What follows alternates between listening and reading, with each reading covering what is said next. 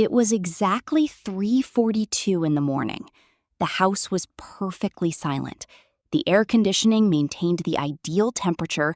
The Egyptian cotton sheets felt soft against the skin. And in the kitchen pantry, there was fresh coffee.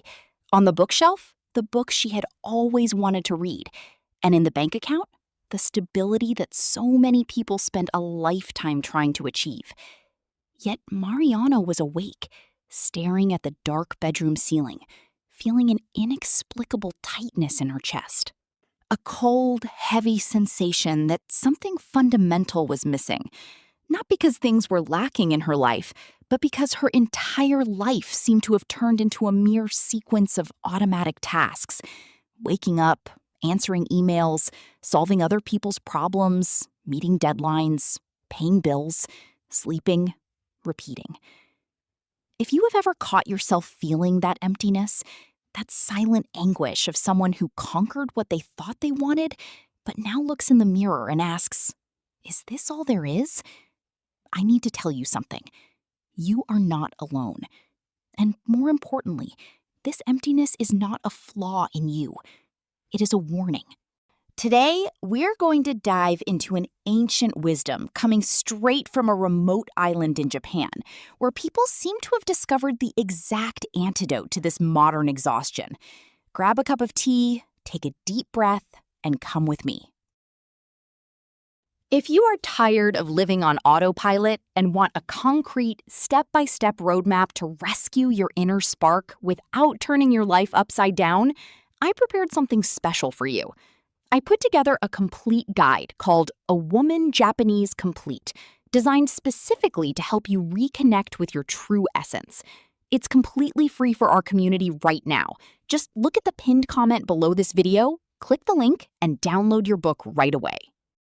Let's talk the truth without filters. Today's woman was programmed to be a hero with 1,000 faces. We learned that we could have it all. And so we tried to embrace the world. We want to be brilliant professionals, present mothers, loving partners, attentive friends, keep the house in order, take care of our health, go to the gym, read the books of the moment, and please, always look radiant with a smile on our faces on social media. Yet, there is a thin and dangerous line between achievement and emptiness. You wake up early and your brain instantly starts triggering invisible notifications of obligations. You solve crises at work, organize the family routine, handle bureaucracy, plan dinner, and when you finally lay your head on the pillow, you realize your entire day was dedicated to meeting other people's expectations. What is left of you at the end of the day? Often, just chronic exhaustion. That exhaustion that doesn't go away with a night's sleep, because it isn't physical. It's in the soul. In psychology, there is a term called anhedonia, which is the inability to feel pleasure in things that used to bring joy. But in the daily lives of the women who talk to me, the name they give to this is simply the feeling of heaviness. It is looking at your own successful routine and feeling like you are living someone else's life. You have the career you planned. You have the comfort you fought to secure. You have the independence for which so many previous generations battled. So why on earth do you feel so hollow inside? The answer to this anguish doesn't lie in another productivity spreadsheet, nor in another time management course, and certainly not in another list of goals to achieve. The answer lies in a Japanese concept that changed the way I view my own days: Ikigai. To understand what Ikigai is, we need to travel mentally to the province of Okinawa in Japan. Okinawa is world famous for an impressive characteristic. It is home to some of the longest living and happiest people on the entire planet. It is not uncommon to find centenarians on the island who wake up every morning with a sparkle in their eyes, tending to their gardens, preparing their own food, laughing with neighbors, and displaying a vitality that puts many 30-year-olds to shame. When researchers set out to uncover the secret of this longevity and unshakable peace of mind, they expected to find miraculous diets or complex genetic secrets. But the answer they found was infinitely simpler: and deeper. They found the word Ikigai, divided into two Japanese terms: Iki, which means life or to live; Kai, which means the realization of hopes and expectations, or the value of being alive. Together, Ikigai can be loosely translated as the reason for being, or the reason you wake up in the morning. In the West, unfortunately, we tend to distort this concept. We look at complex Venn diagrams on the internet that try to turn Ikigai into a capitalist business formula. What you love, plus what you are good at, plus what you can be paid for, plus what the world needs. Although this diagram is useful for finding a career, it reduces Ikigai to something purely capitalist or professional. And that is exactly why so many women fall into the trap of thinking their Ikigai needs to be a grand, successful enterprise, a director position, or $1 million business. According to traditional Japanese philosophy, your Ikigai can be something incredibly simple. It can be tending to your plants every single morning. It can be the moment you prepare coffee for someone you love. It can be painting canvases on Sundays, writing chronicles in an old notebook, or simply the fact of knowing that, at the end of the day, you dedicated time to something with real meaning for your heart. Ikigai is not about what you do to make a living. It is about who you allow yourself to be while you are living. If Ikigai is something so natural, why have we drifted so far from it in modern life? The fault is not yours. We were raised in a culture that measures a woman's value by her level of utility and constant productivity. From an early age, we are bombarded with the idea that we need to arrive. The destination is always a future place. When you pass the college entrance exam, when you get the dream job, when you buy your apartment, when you get married, when you have kids, when you stabilize your career. The problem with living focused on arriving is that you completely forget to inhabit the here and now. The current job market and social media have created a subtle trap, the tyranny of high performance. We have turned leisure into Instagram obligations. If you go read a book, it has to be a self-development book to make you more productive. If you exercise, it has to be aesthetically focused. If you have a hobby, that little voice in your head immediately whispers, "Why don't you monetize this?" This urge to turn absolutely everything into profit, metrics, or external approval is what drains our spirit. When you condition your joy to the validation of others or the fulfillment of endless goals, you enter an emotional hamster wheel. You run, sweat your shirt, reach the goal, and the relief lasts exactly 5 minutes. Shortly after, the emptiness returns, demanding a new dose of achievement to fill the space. This is why so many successful women feel empty. They won the corporate game, but realized too late that the game was wrong. They built an impeccable life on the outside, but forgot to inhabit their own essence on the inside. As an old Japanese proverb says, haste is the enemy of the soul. To rediscover your Ikigai, you need the courage to slow down your pace and ask an uncomfortable yet liberating question. If no one were watching me, if no one were going to applaud me, and if I didn't make a single cent from it, what would make my heart vibrate again?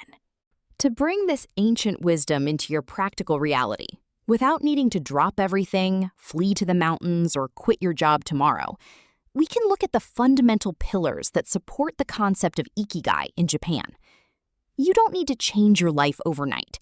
The Japanese secret lies in small steps, consistency, and mindfulness. Let's analyze 4 daily attitudes you can adopt right now to reclaim your sense of purpose. This Japanese expression literally means one time, one meeting.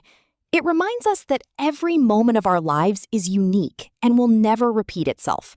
When you are having breakfast, truly have the breakfast. Feel the aroma, the warmth of the cup, the silence. You don't have to figure all of this out alone. To help you map out your personal journey back to yourself, I gathered the core philosophies and daily rituals of this mindset in a special manual titled A Woman Japanese Complete. If you're ready to quiet the external noise and find what truly moves you, grab your book right now. The link is waiting for you in the pinned comment down below. Go ahead and download yours. When you are talking to a friend or your child, put the phone away. Emptiness often arises from our disconnection with the now. We are physically at work, mentally on the bill due tomorrow, and emotionally anxious for the weekend. Reclaim presence. The second pillar, Shoshin, the beginner's mind. In the rush of everyday life, we become experts at complaining about routine. We think we already know everything, that work is boring, that life has turned into a gray repetition. The practice of the beginner's mind invites us to look at old things with new eyes. Try to find a beautiful detail on your daily commute. Change the order of things in your routine. Allow yourself to learn something purely for the joy of curiosity, without the pressure of being perfect or competent at it. The third pillar, Kodawari, a healthy obsession with details. Kodawari is the pursuit of personal excellence, not to impress others, but out of pride in doing something well done. It doesn't matter if your task for the day is drafting a complex report or washing the dinner dishes. Do it with mindfulness, putting care and attention into the process. When we transform mechanical tasks into small rituals of care, our relationship with work completely changes. Boredom gives way to conscious focus. The fourth pillar, harmony and sustainability. It cannot be another source of pressure or stress in your life.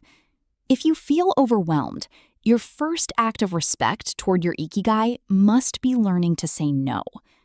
Saying no to what drains your energy is automatically opening space for what nourishes your soul.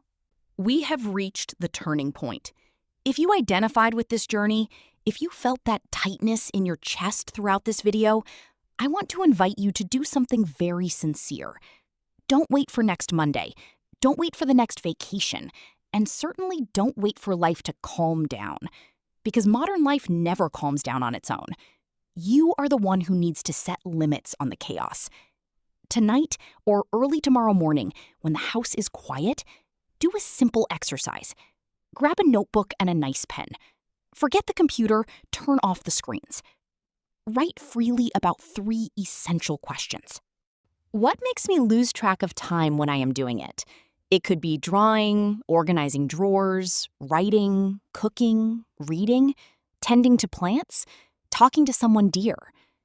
What are the moments in my week when I feel like I am truly living and not just surviving?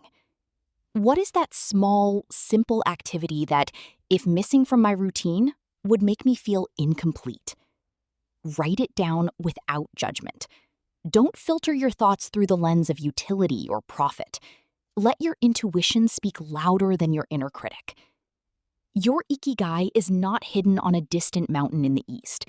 It is buried under piles of expectations, deadlines, and obligations you have accumulated over the years. It is waiting patiently for you to lift the weight off it and allow it to breathe again. Always remember, your life is not a corporation that needs to hit quarterly targets to justify its existence. Your life is a work of art in continuous construction, and the brush is in your hands. If this video touched your heart in any way, leave a comment down below telling me, when was the last time you felt you did something purely for the joy of existing? Let's chat in the comments. I read and reply to every single one of you. Subscribe to the channel so we can continue walking this path of wisdom, lightness, and self-knowledge together. Thank you so much for being here. Take good care of your energy, and until our next meeting. Before you go back to your routine, I want to leave you with a tangible tool to protect your energy and start fresh. Click on the pinned comment right now, download your book, A Woman Japanese Complete, and take the first real step toward a lighter, more meaningful life today. Thank you so much for being here. Take good care of your energy, and see you next time.